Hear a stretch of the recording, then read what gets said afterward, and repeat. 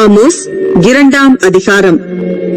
கர்த்தர் சொல்லுகிறது என்னவென்றால், மோவாபின் 3 பாதகங்களின் நிமித்தமும் 4 பாதகங்களின் நிமித்தமும் நான் அவன் ஆக்கினையை திருப்ப மாட்டேன். அவன் ஏதோமுடைய ராஜாவின் எலும்புகளை நீராக சுட்டு போட்டானே. மோவாப் தேசத்தில் தீ கொளுத்துவேன், அது கீரியோத்தின் அரண்மனைகளை பட்சிக்கும். மோவாபியர் அமளியோடும் ஆர்ப்பரிப்போடும் எக்கால சத்தத்தோடும் சாவார்கள்.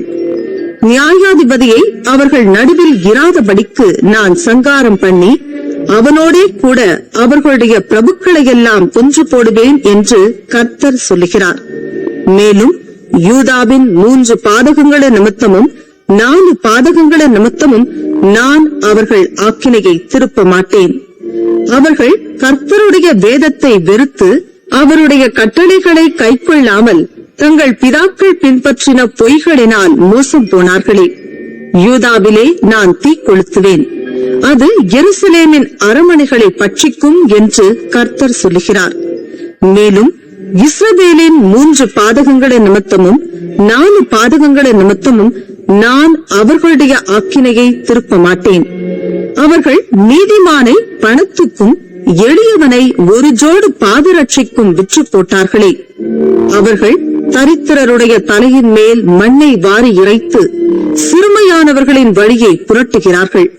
என் பரிசுத்த நாமத்தை குலைச்சலாக்கும்படிக்கு மகனும் தகப்பனும் ஒரு பெண்ணிடத்தில் பிரவேசிக்கிறார்கள்.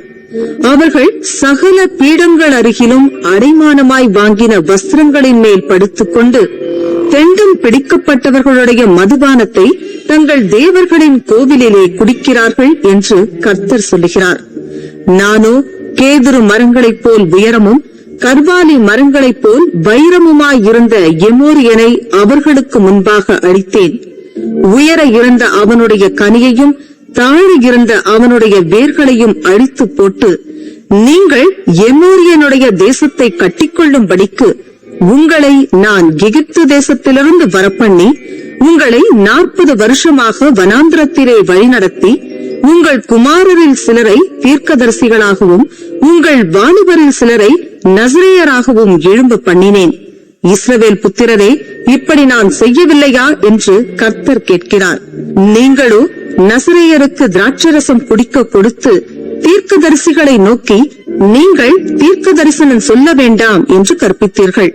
இதோ கோதுமை கட்டுகள் நிறைபாரமாக ஏற்றப்பட்ட வண்டியில் இருத்துகிறது போல நான் உங்களை நீங்கள் இருக்கிற ஸ்தலத்தில் இருத்துவேன்.